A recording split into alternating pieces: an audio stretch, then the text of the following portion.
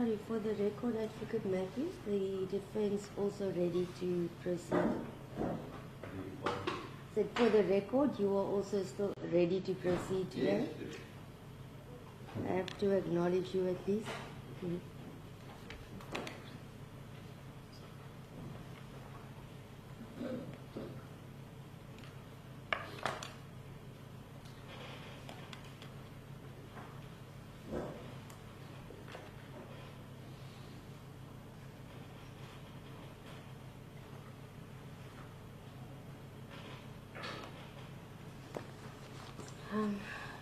Just to hear from everyone present and just to note that I now indeed have, thank you to Advocate Collins, the request for further particulars which I've been requesting from the beginning of the matter. I will now attach it to form part of the record.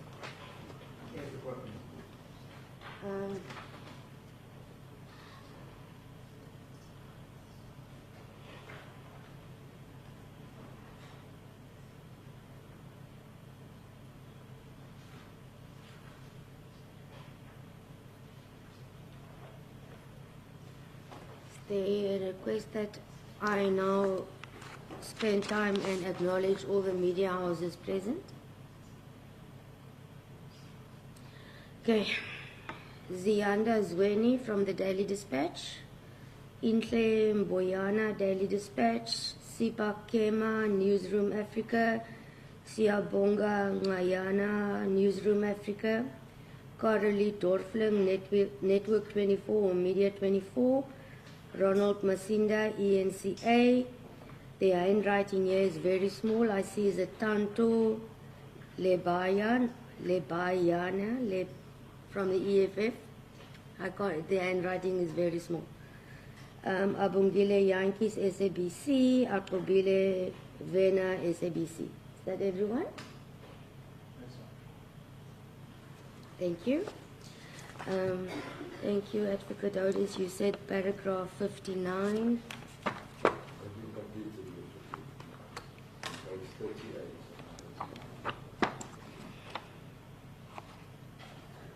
Did we go there?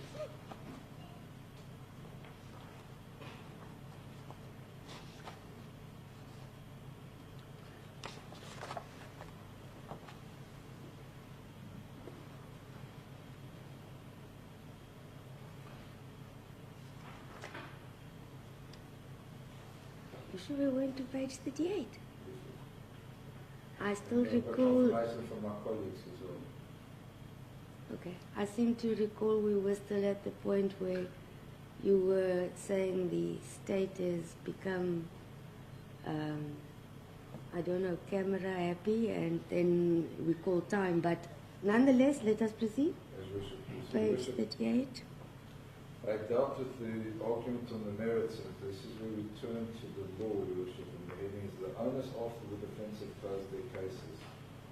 And there's reference to the decision of State versus Law Group, a decision of the Supreme Court of Appeals in 2002, and a quote from paragraph 18, where we said, third, the accused cannot be ambushed by the later unheralded admission of hearsay evidence. The trial court must be asked clearly and timelessly to consider and rule on its admissibility. This cannot be done for the first time at the end of the trial, nor in argument, still less in the court's judgment, nor on appeal. The prosecution, before closing its case, must clearly signal its intention to invoke the provisions of the Act, so then defined as Law of Evidence Amendment Act 45 of 1988. Before the state closes its case, the trial judge must rule on admissibility, so that the accused can appreciate the full evidentiary and that he or she faces. 61. After the accused had closed the respective case, the prosecutor bears the onus of having to prove the guilt of the accused beyond reasonable doubt. This concept has been the subject of numerous judgments, in particular the following. And then we explain the evolution of how the onus was applied, which is going back to 1982, the decision of State versus Quebec, where the Honourable Mr. Acting Justice Longwitz held. Evidence ought not to be looked at piecemeal and in isolation. All of it should be analysed and weighed together to determine whether the state has proved its case beyond reasonable doubt. The reference to numerous cases for that principle, and then needs to be held. In the result, I'm left with an uneasy feeling that I have not been apprised of all the relevant and material facts and that what really happened might be something different from that which he was deposed to. The evidence is therefore insufficient to disturb the presumption of innocence. The accused is found not guilty and is discharged. Thereafter, in 1986, Your Worship, in Brenda, there was a decision of also another acting justice from the Spain State versus Bunyai. We held as follows. In other words, even if the state case stood as a completely acceptable and unshaken edifice, a court must investigate the defense case with the view of discerning whether it is demonstrably false or nearly probable as to be rejected as false. There is no room for balancing the two versions, either the state case as against the accused case, Jacob preponderances.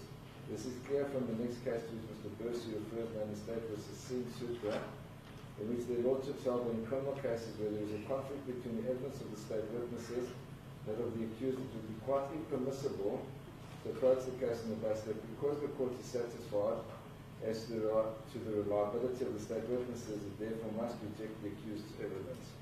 It is held that the proper approach in such a case is for a court to apply its mind not only to the merits and the demerits of the state and the defense witnesses, but also to the probabilities of the case. It is only after applying its mind to such probabilities that the court will be justified in reaching a conclusion as to whether the guilt of the accused had been established beyond all reasonable doubt. Then, as I said, there's the development in 1999 in State versus Van der Meyden, where Mr. Justice Nugent disagreed with that approach and held that the onus of proof in a criminal case is discharged by the state if the evidence establishes the guilt of the accused beyond reasonable doubt. The corollary is that he is entitled to be acquitted if it is reasonably possible that he might be innocent. See, for example, Rich vs. Difford, especially at 373-383. These are not separate and independent tests, but the expression of the same test when viewed from opposite perspectives. In order to convict, the evidence must establish the guilt of the accused beyond reasonable doubt, which will be so only if there is at the same time no reasonable possibility that an innocent explanation which has been put forward might be true. The two are inseparable, each being the logical corollary of the other. The process of reasoning which is appropriate to the application of that test in any particular case will depend on the nature of the evidence which the court has before it. What must be borne in mind, however, is that the conclusion which is reached, whether it be to convict or to acquit, must account for all the evidence. Some of the evidence might be found to be false, some of it might be found to be unreliable, and some of it might be found to be only possibly false or unreliable, but none of it may simply be ignored. So it's a holistic approach that's adopted. Thereafter, in State versus Van Asvierven in 2001 in the Supreme Court of Appeal, Justice Camden followed this approach and held that the court did not base its decision whether to convict or acquit on under a portion of the evidence. The decision had to take into account all the evidence. And then in State versus Chabalala, which is the 2003 Supreme Court of Appeal decision where Justice Hare held the following and said, the trial court's approach to the case was, however holistic and in this, it was undoubtedly right, State versus Van Asvierven. The correct approach is to weigh up all the elements which point towards the guilt of the accused against all those which are indicative of his innocence, taking proper account of inherent strengths and weaknesses, probabilities and improbabilities on both sides, and having done so, to decide whether the balance weighs so heavily in favour of the state as to exclude any reasonable doubt about the accused's guilt.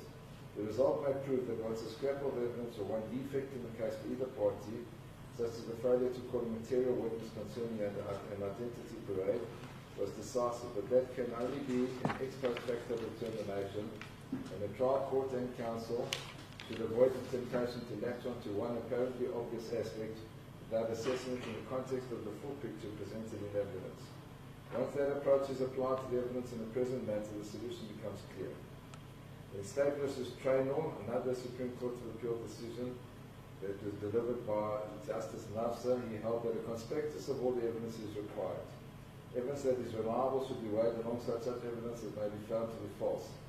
Independently verifiable evidence, if any, should be weighed to see if it supports any of the evidence tendered. In considering whether evidence is reliable, the quality of evidence must of necessity be evaluated as much corroborative evidence, if any. Evidence, of course, must be evaluated against the onus on any particular issue in respect of the case in its entirety. The compartmentalized and fragmented approach of the magistrate is illogical and wrong. In dealing with the requirement when assessing a claim of private defense that there must be a reasonable connection between an attack and the Defensive Act, Snyman in Criminal Law 4th edition states the following at 107. It is not feasible to formulate the nature of the relationship that must exist between the attack and the defense in precise abstract terms. Whether this requirement for private defense has been complied with is in practice more a question of fact than of law.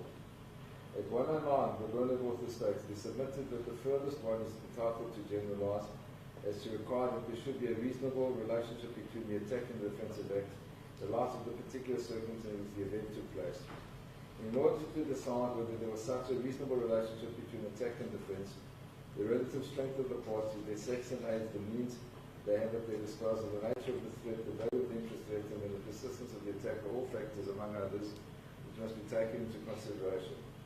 One must consider the possible means or methods which the defending party had at her disposal at the crucial moment. If she could have averted the attack by resorting to conduct which was actually less harmful and then actually employed by her, and if she inflicted injury or harm to the attack which was unnecessary to overcome the threat, her conduct does not comply with this requirement for private defense. In State v. Shackle, Justice Brunt in 2001 also in the essay held as follows. It is strong principle that in criminal proceedings the prosecution must prove its case beyond reasonable doubt, and that a mere preponderance of probabilities is not enough. Equally trite is the observation that in view of the standard of proof in the criminal case, the court does not have to be convinced that every detail of an accused version is true. The accused version is reasonably possibly true in substance. The court must decide the matter on the acceptance of that version. Of course, it is permissible to test the accused version against the inherent probabilities, but it cannot be rejected merely because it is improbable. It cannot be rejected on the basis of inherent probabilities if it can be said to be so improbable that it cannot reasonably possibly be true. Then in Tutor versus the State, the Constitutional Court decision by Justice Interalter, in the majority decision he held, on this reading of the ex tempore judgment, the trial judge made a conspicuous error of law. On a charge of murder, putative private defense is not determined on the basis of a test that is objective. Following the Oliveira, the authorities are clear. The central issue of the trial of the applicant should have been whether the state had proved beyond reasonable doubt that the applicant subjectively had the intent to commit murder. It was reasonably possibly true that the applicant entertained the honest but mistaken belief that his life was threatened, that he was entitled to act in private defense, and the state would not have proved its case. The reasonableness or otherwise of the applicant's belief is not relevant to this inquiry. It is relevant to the question as to whether the applicant was guilty of culpable homicide. The trial judge's invocation of an objective test for putative private defense was an error of law, one that is fundamental to the soundness of his findings as to the guilt of the applicant on the charges of murder and attempted murder. What this illustrates is that the trial judge did not have the applicant's state of mind at the forefront of his assessment. Rather, his assessment of the applicant's defense was marked by what he reasoned to be objective considerations and probabilities. This is the very ambiguity that lies at the heart of the trial judge's formulation of the test for putative private defense. The state of mind of the accused is to be judged. The trial judge states on the basis of what the accused had in mind objectively considered, and hence on the basis of reasonableness. That is not the correct test, but it appears to have been an operative test used by the trial judge. This too then supports the interpretation of the test for putative private defense enunciated by the trial judge, the ex tempore judgment, as being a test that references objective considerations. And we say more recently, in the case of Michael Yankees versus the state, which was also Supreme Court of Appeal decision, Matujani held as follows. The High Court materially misdirected itself by not taking into account the entirety of the evidence and neglecting the fundamental principle in criminal proceedings that the state must prove its case beyond a reasonable doubt. The High Court failed to recognize that the accused is not obligated to prove the truth of any explanation that he provides. Rather, the burden lies with the state. If there is a reasonable possibility that the accused's evidence might be true, the accused should be acquitted. The High Court also neglected to evaluate the appellant's countervailing evidence that the complainant had a motive to falsely accusing of the alleged rapes. The appellant highlighted the social media campaign initiated by the complainant following his refusal to return the stolen money. Importantly, the High Court misdirected itself in overlooking significant email correspondence, text messages, and newspaper articles that portrayed the complainant's unwavering love for the appellant and a sense of betrayal after the appellant defrauded her and absconded with her money. This evidence could redound to the appellant's favor. Furthermore, the court failed to address the inconsistencies in the complainant's testimony, did not provide reasons for giving reference to her evidence over that of the appellant. The court is enjoined to consider the evidence in its totality. An issue in the appeal before us is whether the state has proved the appellant's guilt beyond reasonable doubt. On the evidence presented before the trial court, there is conflicting evidence as to whether the appellant was with the complainant at the time when the incident occurred. The state's case is highly dependent upon the testimony of the complainant. Section 208 of the Criminal Procedure Act provides that an accused may be convicted of any offence on the evidence of a single competent witness. When assessing the credibility of a single witness, it is crucial to understand that there is no one-size-fits-all approach. The evidence presented by such a witness must undergo the same rigorous scrutiny as any other evidence.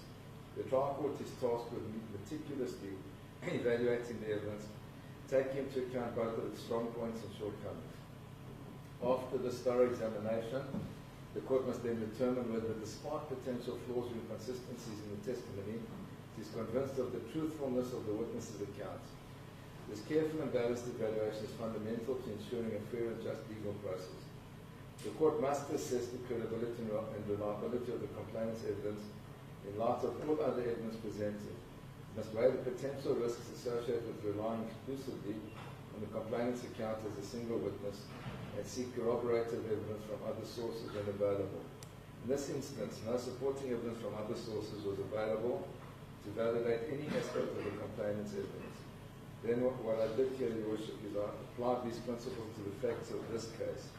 So taking the legal principle of relating to the onus and applying it to the facts of this matter, paragraph 62, I say there is no evidence of the authenticity of the viral video footage or the identity of what appears to be a firearm that is alleged to have been fired by accused one on which a reasonable court acting carefully might convict. 63. The spent cartridge cannot be tied back to the place where accused one was on the stage of the celebration. 64. The suspected firearm cannot be linked to accused one. 65. The spent cartridge cannot be linked to accused one. 66. Nobody reacted in fear in response to accused one's conduct on the stage, in the stadium, during the celebration. 67. None of the 5 South African Police Service members on the stage in the stadium during the celebration saw anything untoward on the part of accused one on the stage in the stadium during the celebration. 68. There is no indication of any physical damage caused by any live rounds having been fired by accused one on the stage in the stadium during the celebration. 69. There is no proof that the spent cartridge that was found on 30 July 2018 was actually fired at the stadium on 28 July 2018. And then in the conclusion, in paragraph 70, I say, due regard being had to all of the above detailed submissions, is finally strictly submitted the accused not also be acquitted. And Your Worship, to contextualize that submission, we ask Your Worship to take into account that this was a vast, it was an enormous celebration with thousands of people being present, and there's not one eyewitness that has appeared before Your Worship either as a complainant to say that they feared that there was any risk, or more importantly, Your Worship, that they witnessed accused number 1 firing a live round from a proper firearm. Not one person of those many thousands that were there, and therefore we say that fact in itself, Your Worship, should militate against any possibility of a conviction, and that the accused ought to be acquitted of all the charges. I have no further address, Your Worship, unless Your Worship wishes to gain any particular aspect. Thank you, Advocate Harris. I just want to find the appropriate page. One aspect that I would just like to hear your view on. I marked it.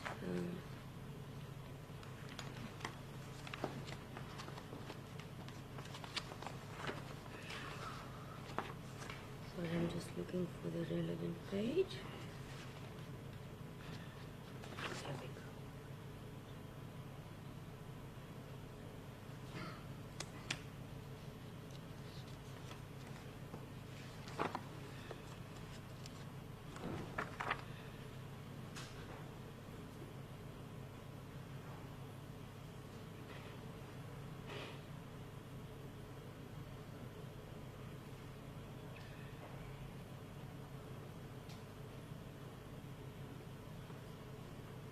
There we go. I'll find the exact page. It is just regarding the submission by yourself with regards to the court recalling Colonel Ngwadleka.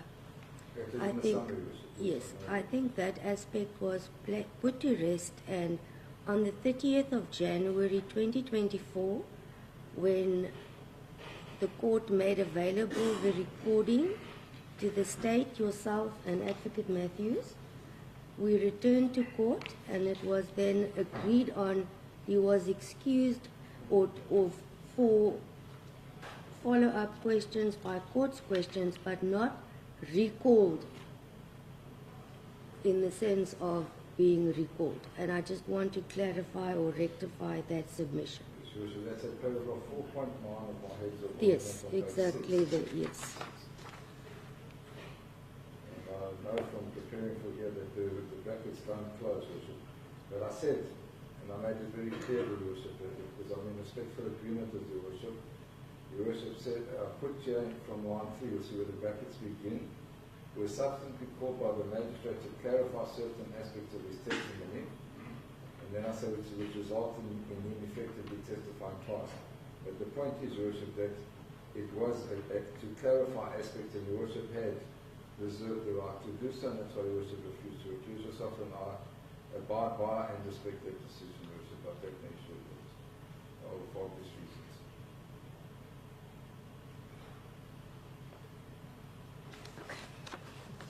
Thank you. That was the only aspect I wanted to Worship, I have clarify. no difficulty as an officer of the court clarifying that Your Worship had said that witness may be called by the court to clarify the later stage. That's precisely what then did happen, Your Worship. Thank you, Advocate Otis.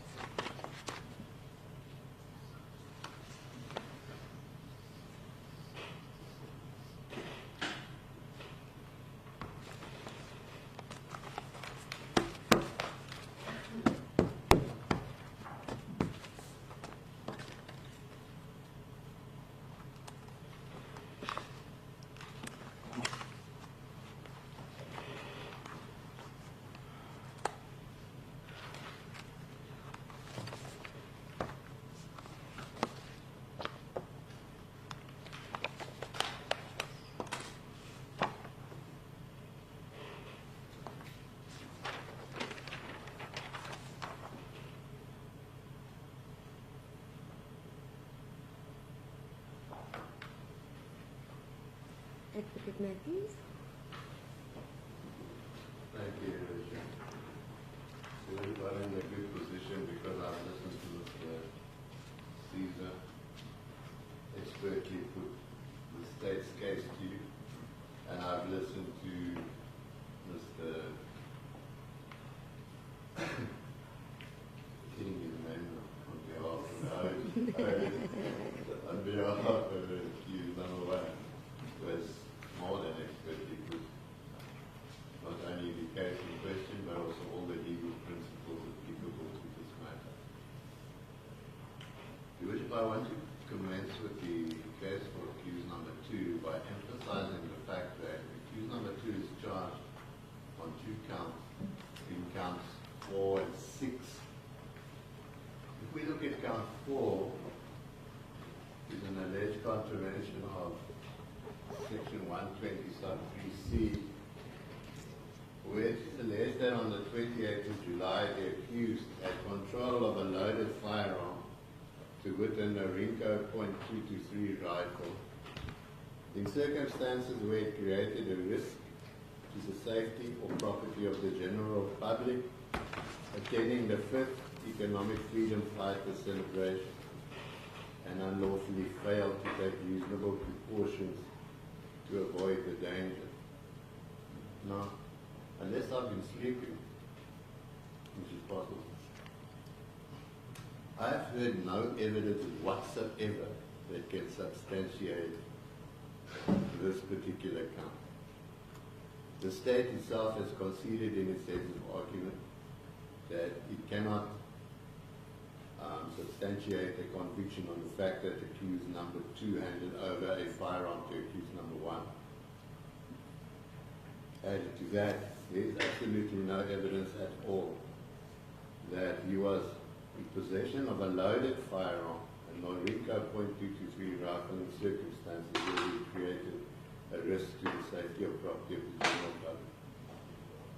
A learned colleague for accused number one has addressed you on what happened on the evening in question. I think we need to just step back and look at this objectively from afar. We are here to assist your worship in arriving at a proper decision in this matter. The Economic Freedom Fighters is a registered political party in South Africa. It had a right to engage in the celebrations as it did on the evening in question.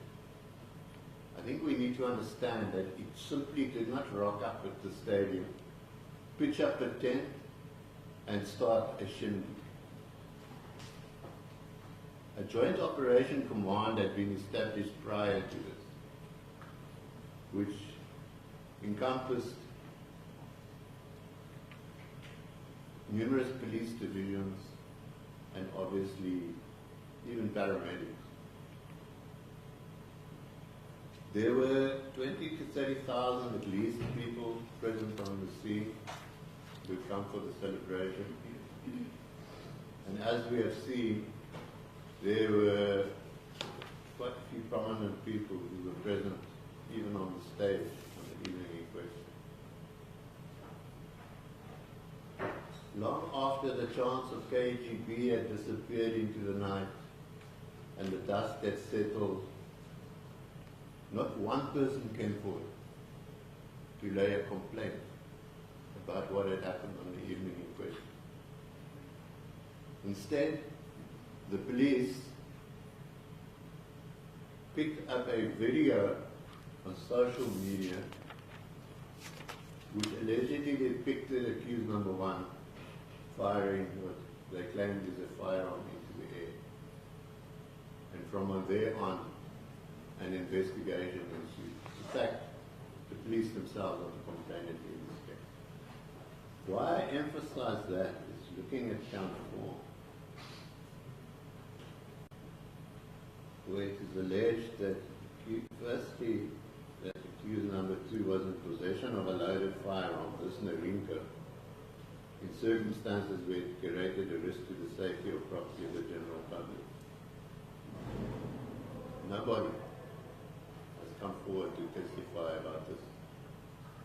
And the state's concession that it cannot justify a conviction on the basis that accused number 2 handed any firearm at all to accused number 1 is well founded. I do not think it is necessary for me to go into this any further, because I honestly believe that the court is not in a position, the state is not in a position to request a conviction on this count. Count 6, contravention of section 120(10) of the Firearms Act, alleges that the accused did unlawfully supply or in any other manner give possession of a firearm, to wit a .223 Norinco rifle and a Remington bullet to Julius Malema, being a person who is not allowed in terms of the act to possess that firearm and ammunition. Now, again, the state has conceded that there is insufficient evidence to justify a conclusion, especially beyond all reasonable doubt, that accused number 2 in fact handed a firearm to accused number 1. In fact, the state is now arguing the opposite. It says that looking at the viral video, which I will return to, it is clear that he was as surprised as everybody else by what happened on the state, be that as it may. It's clear then, Your Worship, that with the greatest of respect, one would have difficulty in justifying a conviction on this count. Because this is such a wide definition, and Your Worship is quite correct in section 174 in a sense that the definition of this particular offence does not only mean that you physically handed over the firearm to another person. It could be that you supplied in any other manner the firearm to him. That is why he would, long before this case was even contemplated, the state was requested to indicate on what basis it is alleging the accused contravened this particular section. It is not within my nature to apply for further particulars, but it is necessary in this case. I think one can see it. But we need to know exactly why you're saying he contravened this section. The state replied that he had physically handed the firearm to Mr. Malema. And my learned friend clearly, to give him credit, has justified that he cannot support the conviction based on this. Based on your worship's judgment in the section 174, if I may just get to this point, because my learned colleague in his heads of argument and argument before court has indicated a puzzlement, if I may call it that, as to why Mr. Martin was called to testify. Now, in any other manner, give or supply, as your worship pointed out in the section 174, we were taking a too narrow interpretation of the physical handing over of the firearm. That was because your worship was not in possession of the further particulars at the time. Mr. Wood testified that he, as an attorney, was intricately involved in tactical security services. He was the person who did all the firearm applications. He testified that Mr. Clement Nduli was the responsible person for the company, and that this firearm was, in fact, booked out to one Larry Mabunta. It had nothing to do with accused number 2. That evidence was never disputed by the state, and I think it is the truth, so why dispute it in the first place? That brings me to one criticism which I need to raise, and that is Larry Mabunta. Your Worship, if anybody could have answered in this particular case as to why a firearm which is allegedly linked to a cartridge case found at this particular stadium, if anybody could have answered to that, it would have been Mr. Larry Mabunta. Now, I don't think my learned friend meant it in the sense that he said it when he was cross-examining accused number 1. But it appeared to us that he was saying that this evidence of Larry Mabunta has now only arisen after accused number 1 started to testify, which is obviously not the truth. Because if you look at the further particulars, the state in its further particulars alleged and stated that Larry Mabunta was the person to whom the firearm was booked out. He was present in East London on the night in question. He was present at the stadium on the night in question. And as accused number 1 has testified, he was on the stage, standing right next to him.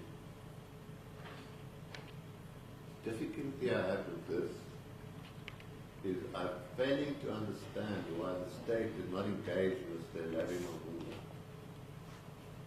We know, Your Worship, that if a witness doesn't want to cooperate with the police, it's a very simple procedure to Section 205, which means you are served with a subpoena to appear before a magistrate and tell the magistrate what you know about the case. If you don't do so, the magistrate will sentence you to prison.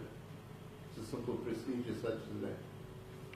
I think the reason why the state didn't engage Mr. Larry Mabunta is because they were aware that Mr. Mabunta, on the day when he came to Durban with his firearm and met with Colonel Janssen, told Colonel Janssen that this firearm, I believe you're looking for this firearm, you want to test it for East London, but this firearm was not in East London on the evening in question.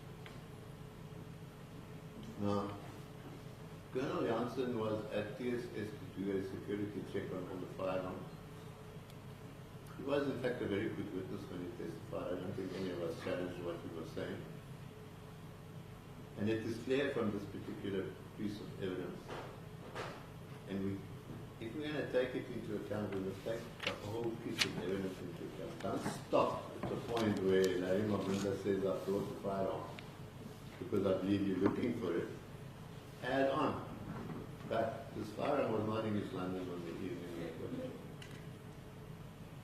It's clear to me, Your Worship, that accused number 2 cannot be convicted of contravening section 12010 of the Firearms Act because it's clear that there's simply no evidence on which this court can say on him beyond a reasonable doubt he handled the firearm to Mr. Malema. But if I may just deal with another 2 aspects which, well, let me just say this. We have submitted the ends of the argument. I'm not going to follow my learned colleagues' examples of going through paragraph on paragraph. You wish we can read what you want to read and discard which you want to discard. I want to deal with this video evidence. We have 2 videos, and in dealing with the video evidence, you must understand something, that the state is conceding that accused number 2 cannot be convicted based on the viral video. However, there must be a word of warning about these videos. Everybody's talking about the advent of artificial intelligence. It's not a new thing. In order for a court of law to be satisfied beyond a reasonable doubt that the video that has been played today is sufficiently authenticated and sufficiently true that a court can rely on it, there are certain steps surely that must be taken. In our law, unfortunately, I think old English law, the distinction is tried to be drawn between what is documentary evidence and what is. It serves no purpose with respect in the modern times to go back to some old English law. What we need is a guideline as to how these videos should be accepted by the court. We know that closed circuit television is a very, very important tool against the fight against crime. We see it of videos or cameras that are set up in intersections, big accidents that happen. We see it at ATMs where people are stealing money. We see it in firms. In fact, there's hardly a place in the world where you're going today where you're not on camera. It's important, therefore, that before a court can take into account evidence of a video such as this, we must be satisfied as to a number of aspects. And these aspects, strange enough, in State versus James Robert, which is a long time ago, 1986, the judge indicated that in order for cell phone photos or videos to become relevant, the first step is it must have bearing on the issues to be decided by the court. And I concede that that is in fact so, yeah. Secondly, it should be verified as being a true image of what was captured by the person who took it. Thirdly, it should be clear and not edited. And fourthly, it should be presented to the court to be viewed as it is. And fifthly, the device on which the photo or video was captured, should be reliable. Step back again. What are we looking at here? We're looking at a viral video on social media.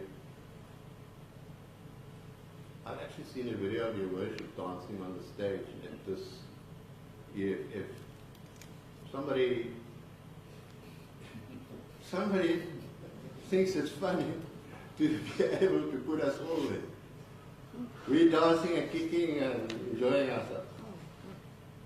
It is so easy for these type of videos to be manufactured and put onto social media. I'm not saying that this one was done like that. But what I'm saying is that before a court of law can rely on something like this, This is not the original video we are seeing. It's a video that's downloaded from social media. Any one of us can look on YouTube now and download it. I'm sure most people have. The video that was sent to the police, on which this case is based, we know, was sent from policeman to policeman's cell phone.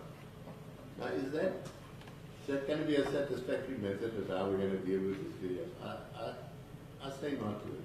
We need a person to took that video, and there can be no difficulty for me for the state to have traced that particular person. If they posted it on social media, then you are able to trace who posted it. It's no different to somebody making racist remarks on a Greek island on a video. They trace him. In this particular matter, they could have traced this person. You don't have to rely on second or third or fourth hand videos.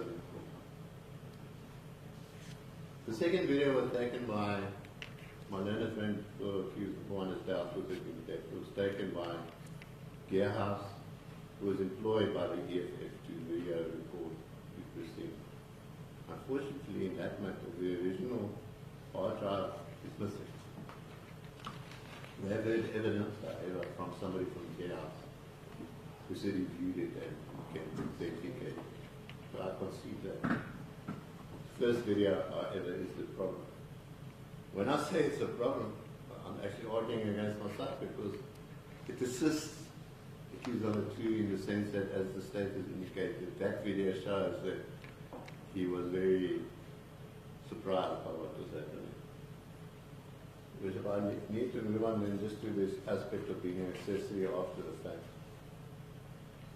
We know from the evidence before court that this charge was never put. These are statutory offences. They do not have competent verdicts. That my learned colleague for the state had at the last minute raised this issue. From your worship's reaction to it, I could see that you're not really interested. However, let's for the moment leave aside the legal argument and look at the factual aspect of the case. Is there any evidence that accused number 2, firstly, changed the bolt on the firearm, or secondly, was involved in picking up cartridge cases at the stadium in question? Because these are the 2 factors my learned colleague was relying on to base a conviction of being an accessory after the fact. Surely we can simply dismiss it because we know, having listened to all the evidence, that there is no such evidence that is in fact happened. Frustrating part of this case for me has been the evidence presented on the ballistic side of this particular matter. When a gun fires a cartridge, it imprints certain marks onto the cartridge case. From the firing clip, the breech face, the extractor, the ejector, the chamber mark. We know that it's established that this is in fact what happens when a cartridge case is fired. I've yet to find a case in South African law which sets out what are the requirements for a court before it can rely on a ballistic match in a particular cartridge, dealing with cartridge cases. We know overseas in law, Dorbert in the United States, many other cases, all differ in a sense that various jurisdictions require various standards that must be applied. Ballistics is not a science. It is an objective opinion of somebody looking through a comparison microscope at what he perceives to be a match of a cartridge case. You look at DNA, for example. We know now that none of our DNA is the same unless you've got a twin. If we look at our fingerprints, we know that none of our fingerprints are the same. We know that there are certain standards that are required with the fingerprint 7 marks. We know with DNA we eventually get you could be a 1 in trillion person. Look at ballistics, nothing. I'm concerned in this particular matter, this cartridge case that was allegedly found on the scene. The state has indicated in its evidence that we found neck marks on 2 different places of the neck, which in comparison to tests fired out of this firearm, he comes to the conclusion that they are similar. What we know for certain is that the firing pin, the breech block, the extractor, the ejector are all negative. Now the explanation given for that is, well, the bolt of the firearm must have been changed. Look at my evidence that any bolt of any firearm was changed. And just to correct my learned friend, of these particular firearms and the maker firearms, there are 3 which have no number stamped on their bolts. It is not a requirement of this particular firearm that it should have a number stamped on the bolt. In fact, there are 3 of these firearms that don't have any number stamped on them. It is not like the serial number stamped on every moving part of the firearm like we get with other firearms.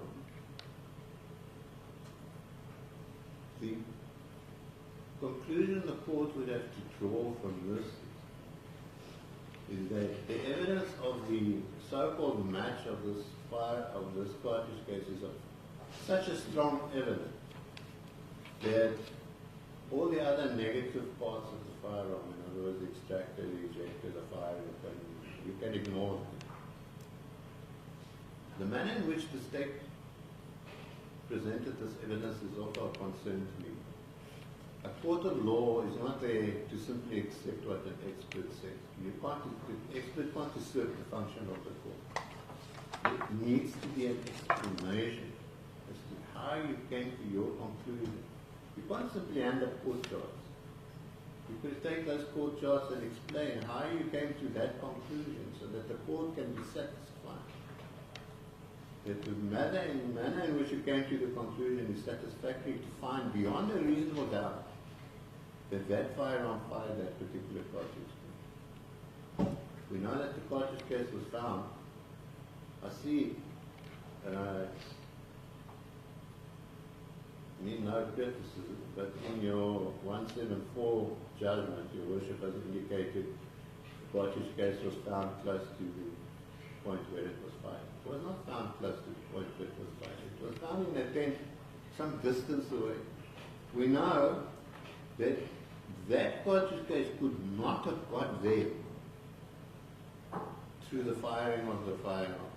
It is too far away. The firearm ejects, we've got all these tests that we've done by it. The firearm ejects a certain distance. We don't know how it got there. It could have been kicked there, it could have been landed there, it could have, when the people were cleaning up afterwards, it could have flapped with the tent and gone there. We've got no idea. The point I'm trying to make is that we've got a bit of a quantum leap here. We found a cartridge case and then we say it was fired by this firearm and then we say it was fired on that evening out of that particular firearm.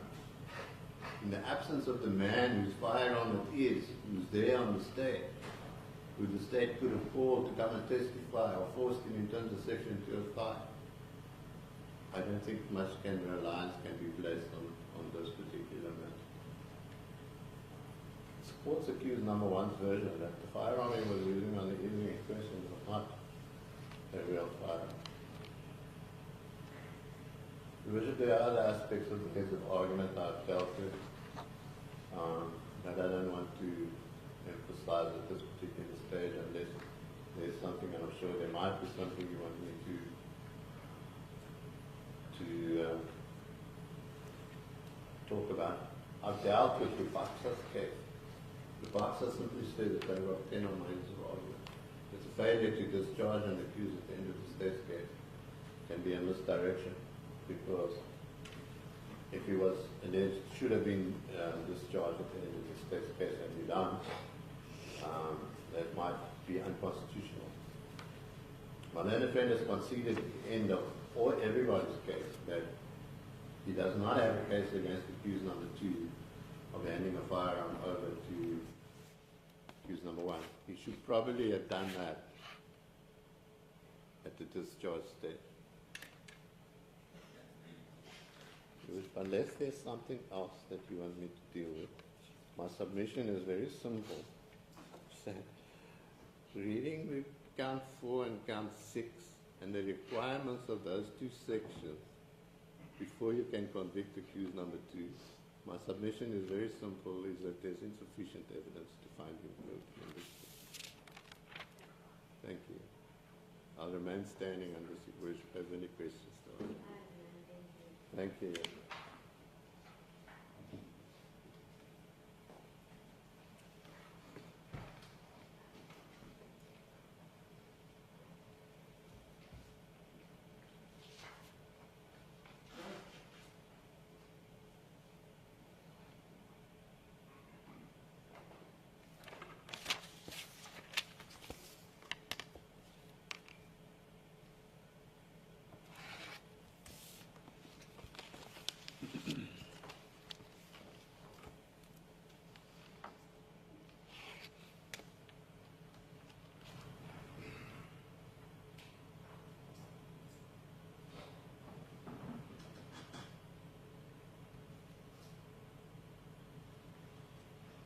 Advocate Caesar, is there any reply by the state?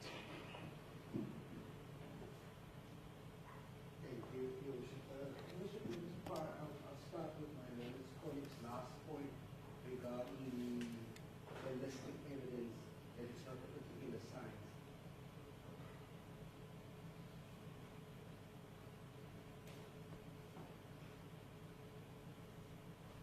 It's not remember that what Lekas, it's the crews, so far as firearms are concerned, is there to assist the court to come to a particular decision so far. It's a particular field that the court might not have so much knowledge about.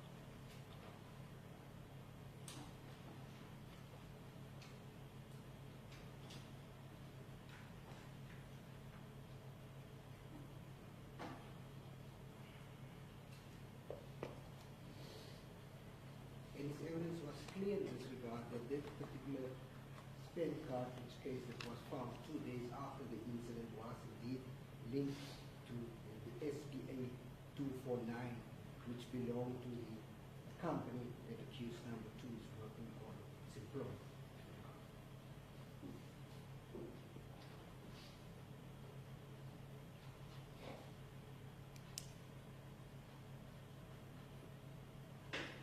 I did undertake last time that I will refer the court to the particular page number in Guadalajara's evidence where he actually testified that 4 cartridge cases that was test cartridge cases tested positive for the spent cartridge case. It's on my apologies, on page 44 of his evidence in the record, the transcribed record. Page 44, lines 18, line 17 to lines 19. They confirmed that he tested that 4 of those tests spent cartridges, not one has been alleged. It was 4 tests that tested positively to that spent cartridge case.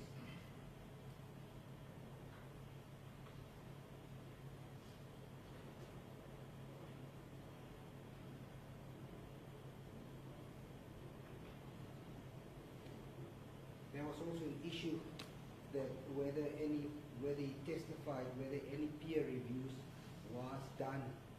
If you look at the transcribed record, Guadalajara confirmed that on page 37, lines 12. There's also other pages where in cross-examination where he was requested or tested on that, where he actually confirmed again that there was indeed peer reviews done in respect of the test that he performed.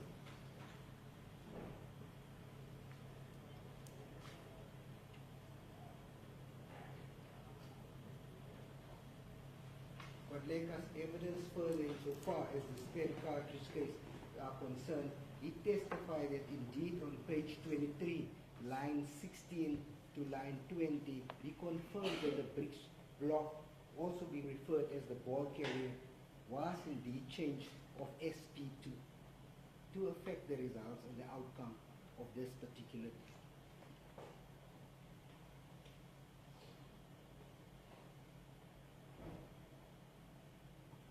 On page 61, under cross-examination, lines 10 to 15, Godleka again confirms that these parts have been indeed changed. The ball carrier, which consists of the firing pin and all these aspects that was already been mentioned by counsel for accused number 2.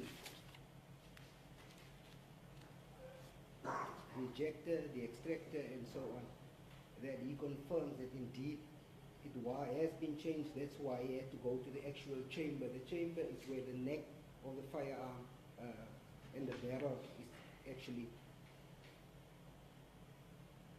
it's very difficult to change. That's the one thing in the firearm that you actually need a gunsmith to change that particular part of a firearm.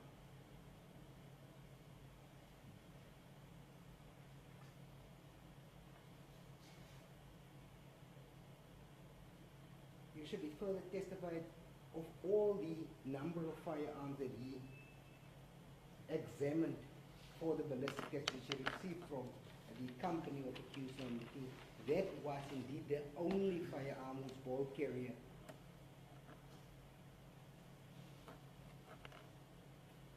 has been changed. Not 3 has been mentioned, but that was the only one of the ones that he has tested or that was sent to the lab.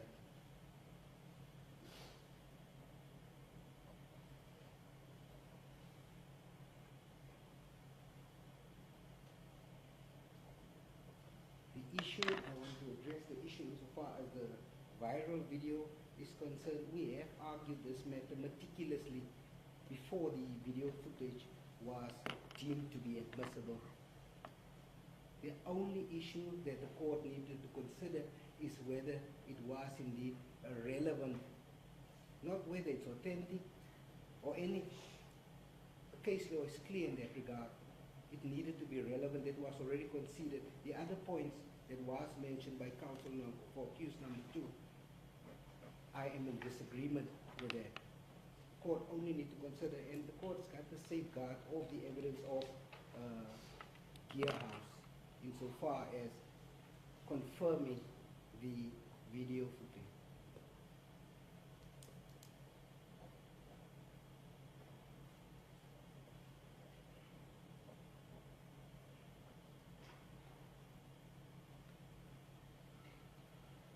I take note of counsel's for accused number 2's argument about the AI and so on. This is not the case in respect of this particular video. As a matter of fact, it's not the contents from what I could see, not the contents, the actual video footage that has actually been disputed, because they've relied, as I've already previously pointed out, they've relied on the exact video footages from both sides. Not saying, no, this is something wrong, this has been edited here and edited there. There was no such submissions made. And to make it at this point, it's rather pointless.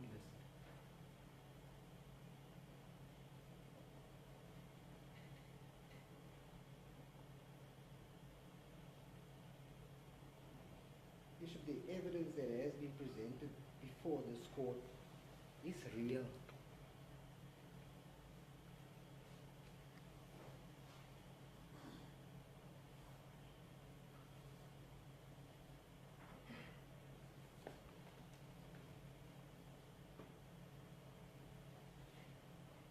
The issue regarding Larry Mabuntla that was raised,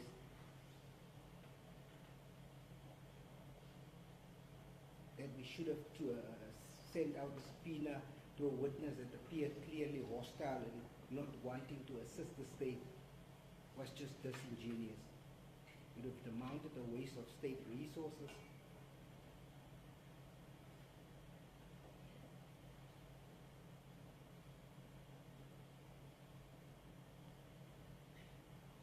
On this point of Mr. Mabunta, it is accused number one's evidence that this firearm that was given to him, the toy one, that's as he's alleging, was indeed given by this particular Larry Mabunta, whom we know the firearm was booked out to on the night in question.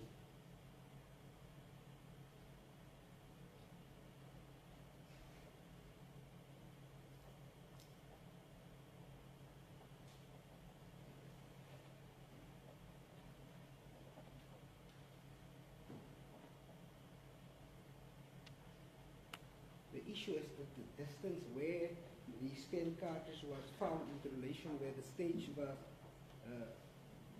used is neither here or there. Our submission there is whether it was found on the roof or 15, 20 meters from the incident. Remember, these evidence, the stage was reconstructed in the evidence of Becker. So it wasn't an exact science that exactly that is where the stage, but the fact that it was found in such close proximity where the stage was erected originally, Your Worship, this is clear that that firearm was discharged on that night in question. If the court had looked at the timeline, the incident happened at late the Saturday evening, the 28th of July, 2018.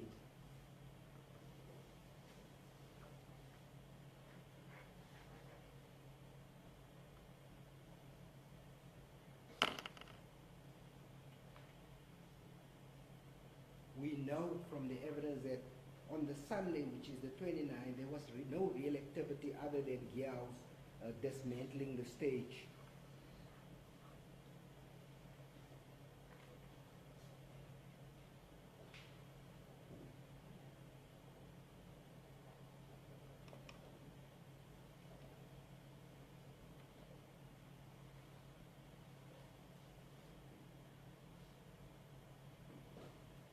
The following day, the cartridge case was found.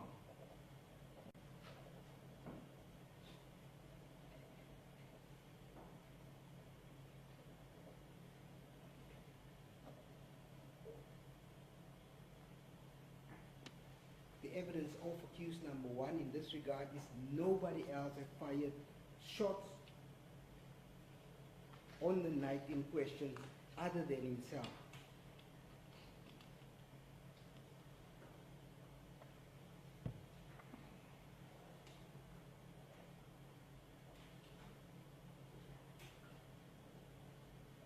So on that basis, that the state is submitting that its case had been proved beyond reasonable doubt. The court was presented with real evidence. Insofar as the video footage is concerned, the evidence relating to, I've already submitted that this is the best evidence the court would have ever gotten as to what had really transpired on the 28th of July 20. No witness would have been able to describe the incident, the clothing,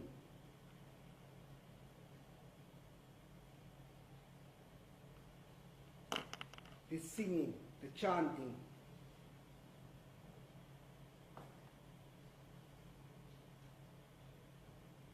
Who stood where accused number one was in relation to when he fired the shots.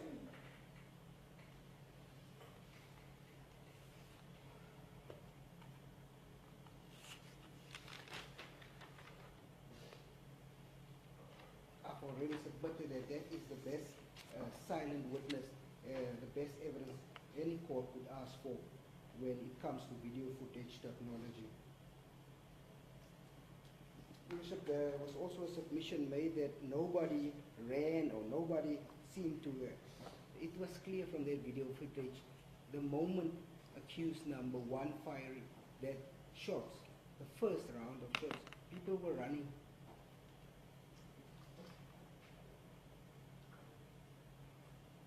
we counted at least 7 people that were running because accused number 1 went to the end of that stage to fire those shots in the direction where those 7 people were standing. As a result, they were running. So to submit that nobody did anything at that, it's incorrect. Yes, I've already submitted that we have gone through the evidence. If accused number 1 was innocent in any way, I would have made that submission like I did in respect of accused number 2.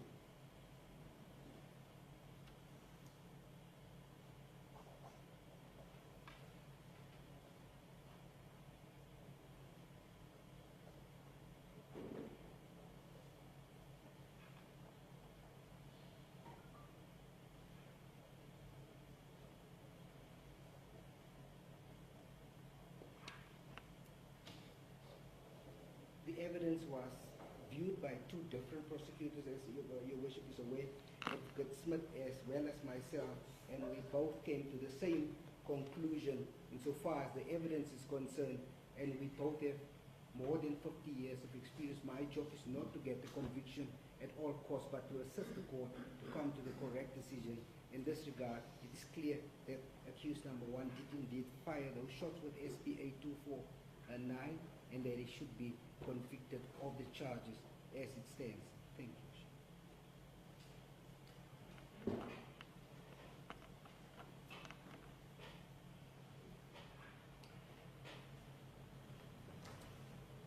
I know you are eager to reply, although there's no provision for that, Advocate Odes and Advocate Matthews, but I will indulge if you so wish, but you say nothing. I see Advocate Odes. I'll give you the opportunity, although it's Thank not you, Worship. part of procedure. I appreciate it. Thank you, sir. And I appreciate the indulgence, Worship. I take issue with almost everything that my learned friend has said for the state. And I urge you, Worship, not to be convinced by the manner in which he argues, excuse the pun, with conviction and in the eloquent manner that he put it forward. And I'll make my points very briefly, Worship. He said to your Worship, the only firearm of accused 2 for which the bolt carrier was charged, there isn't any evidence, your Worship, that accused 2 has any firearms before this honourable court, sir, or even that firearm can be connected to accused 2, and that was the evidence that was undisputed before this honourable court.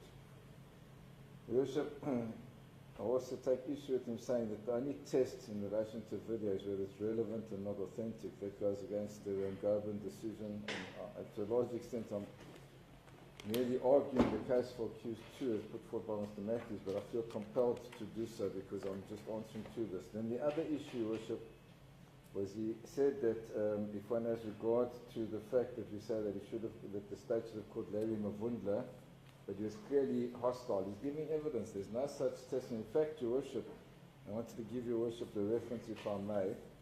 The captain's statement, Your Worship, is an exhibit before this honourable court. It's Exhibit C. It's also referred to, Your Worship, at our paragraph 4.7 of our heads of argument. And at Exhibit C, I beg your pardon, it's Colonel Janssen, not Captain, Colonel Janssen. In his statement, the paragraphs 9 and 10 said that Larry Mavundla was fully cooperative. So I don't know on what basis he wants his court to accept that Mr. Mavundla, who was identified as being on the scene and who was alleged to have owned the firearm, was hostile. Because if one has regard, Your Worship, to Exhibit C, and I'll quote it to Your Worship, it's quite clear with respect that Mr. Mavundla was cooperative as per the statement of the very Colonel Janssen, paragraphs 9 and 10. He says there, on the same day after inspecting the main safe, firearm number 6 was presented for inspection, as well as a 9mm P block pistol with serial number YYS58 by Mr. Larry Mavundla. The explanation was that the company knew that SFS were needed for ballistic testing as a result of the alleged discharge of a rifle by Mr. Julius Malema over the weekend of 28 July 2018. And then in 10 he says, the explanation given was, although the firearm was not in East London, on 2018-07-28, the responsible person volunteered this firearm as well as all other firearms in their possession for ballistic testing. So I don't know how one can infer from that that this was a obstinate or difficult witness or uncooperative. In fact, the opposite appears, because he seems to have assisted. Then my learned friend also argued, and now thankfully we're turning closer to accused number one's case, that it made no difference where the cartridge was found. You only have to ask yourself, Your Worship, as in the tests enunciated in the case that I quoted, the corollary of that. Had the cartridge been found 1.2 meters to the right of where accused number one was standing, to his rear, then the state would say, look how it fits in with the trajectory and how easily it ties in. So I absolutely disagree with him, Your Worship. And then he says that according to the witness Becker, the stage was reconstructed. It is quite clear it was never reconstructed, Your Worship. I don't know where he came with that evidence. With respect, Your Worship, that's why I say that one cannot, with respect, accept that. And then he said that the accused number one admitted that on the night in question that he was the only one that had fired shots. But that doesn't answer the question, usually, because there's no proof that the cartridge arose on that very night. So it could have been there before, it could have come there after. There isn't even proof that that cartridge was shot. So it could have got there at any time or even been dropped there. There's nothing that ties in with that one fact. And that's why I ask Your Worship to have regard to the cases that we referred to which say that you must take cognizance of all the evidence, not just aspects that suit the state's case. Similarly, Your Worship, and this is the clearest example of my learned friends arguing with conviction, with eloquence, but not fitting with the facts, where he says that if number one was innocent, he would have made that submission like he did with accused two. What did he do, Your Worship? He charged accused two. When the evidence didn't substantiate it, he then changed his tact and said, well, find him guilty as an accessory after the fact. That's not saying the man's innocent, let him go. And not once did he say that, Your Worship, and that's why I take issue with that statement, and I say that that's totally irrelevant, and it's not even a factor, because it's not the case, it's not borne out by submissions and arguments. Thank you, Your Worship.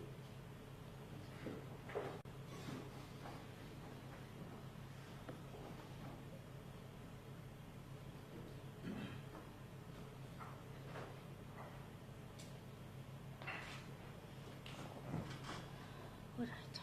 I'm happy to say we've reached the conclusion of everything, and now the ball will be in my court, and I'll have the opportunity to speak, but not today. So do we arrange a date in chambers? What do you prefer? Let's adjourn, Your Worship.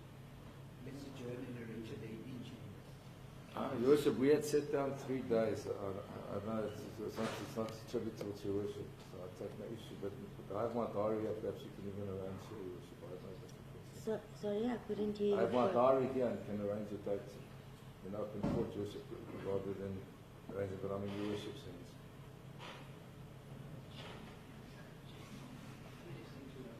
We would really like to get this matter finished. I don't know whether there's any possibility that we could probably stand out for Wednesday. That's never going to happen, Advocate Matthews. I think yourself, Advocate Odes, Advocate Caesar, you know the amount of work you've put in, the hours, the days, the months. It cannot be done in one day. This court is in session 5 days a week, in excess of 5 to 6 court hours daily, with a turnaround judgment time of every day due. My after-hour times are limited. They are exhausted, including weekends, public holidays. They are fully booked. But once we've reached this point, of course, it becomes due, and I have to spend those hours and days and weekends preparing for this. January, can I suggest the date 26th 26? of January? I don't require I thought you so said many Jan- I months. thought you No. wanted January. Now that it's due, I put in the work, but it cannot be done in one day. I think you can appreciate that fact. I hear that you would love it to be finalized, but I also need to address many aspects that have been placed on record. So you were talking about the 26th of January next year. Is it not so? Sorry, I thought you said January next year. No. All right, closure of any other time. We'd open it's from the 18th of August to the 22nd. Otherwise, then we are really going into next year.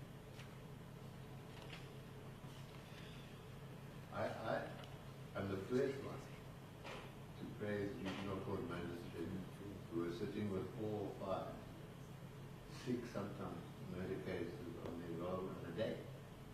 Where the High Court has probably got 2 for a session. I've got 187 cases to deal with on murder. Exactly. So I really do understand you, and please don't misunderstand. But you must understand that those 186 cases must also be serviced by us. So our time is also taken up. Of course. So I'm suggesting from the 18th of August, I don't know whether my letter cards are available again. Okay. Look, what I'm going to do at this point, since we've encroached on everyone's time and possibly your clients need a water break or a bathroom break, you can discuss dates. You don't have to discuss it with me in chambers. I'll come back to court and you can give me the proposed dates and I can cross-reference in my diary as well. So can we just agree on what time you would like me to be back? Quarter to 12. You say it's so convenient. And if I say to you, Advocate Matthews, it's 11:45 now? It's up. I see you've got your point. Okay. I've moved from offices, so it will take me between 11:45 and 10 to 12. I'll be back in court.